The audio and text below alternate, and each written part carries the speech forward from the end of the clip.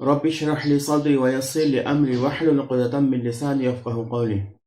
الحمد لله رب العالمين والصلاة والسلام على رسوله الأمين أما بعد. السلام علیکم ورحمۃ اللہ وبرکاتہ. میں محمد عامر رمضان مہینے کے اس اسپیشل ایپیسوڈ کے ساتھ میں حاضر ہو چکا ہوں.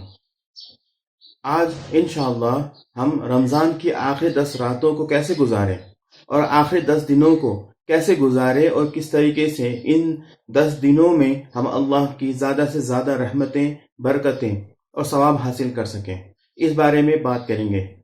اب آخری عشرہ، آخری 10 دن شروع ہونے کو ہے، اور ان 10 دنوں میں اللہ کے رسول علیہ الصلوۃ والسلام نے اپنی زندگی کو بالکل سرے سے بدل دیا تھا، اور آپ صلی اللہ علیہ وسلم ان 10 دنوں میں بالکل دنیا سے کٹ جاتے تھے اور کٹ کر کے اللہ کی عبادت میں لگ جاتے تھے، اور دن اور رات صرف اللہ کی عبادت کیا کرتے تھے. آپ پوری رات عبادت کیا کرتے تھے.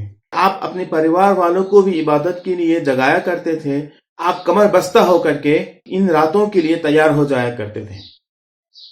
تو یہ ایک نمونہ اللہ کے رسول علیہ الصلوۃ والسلام نے ہمارے لیے پیش کیا ہے کہ ان 10 دنوں میں اور ان راتوں میں کس طریقے سے اللہ کی عبادت کیا جائے.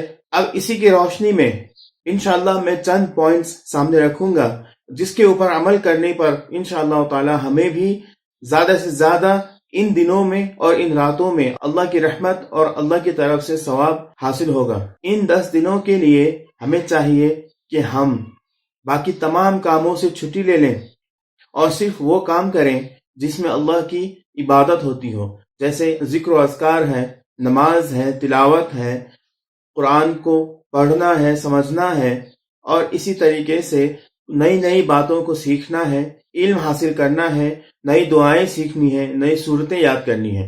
تو ان چیزوں کے اوپر ہمیں فوکس ہونے کے لیے باقی کاموں سے چھٹی لینی پڑے گی. ابھی تو لاک ڈاؤن کا وقت ہے، اللہ تعالیٰ نے ہمیں پہلے سے ہی چھٹی دے رکھی ہے، تو اس مہلت کا فائدہ اٹھایا جائے اور خود کو ان کاموں کے لیے تیار کیا جائے اور اس طریقے سے اپنی آخرت سنواری جائے. دوسری بات یہ ہے، ان دنوں میں اور ان راتوں میں خاص کر کے ایک دعا کو زیادہ سے زیادہ کرنا چاہیے. ایک بار اللہ کے رسول علیہ الصلوۃ والسلام سے عائشہ رضی اللہ تعالی عنہا نے پوچھا تھا کہ اگر مجھے لیلۃ القدر مل جائے تو میں کون سی دعا کروں؟ تو اس کے جواب پر اللہ کے رسول علیہ الصلوۃ والسلام نے ایک دعا بتلائی تھی، اور وہ دعا یہ ہے، اللہم انک عفو تحب العفو فاعف عنی.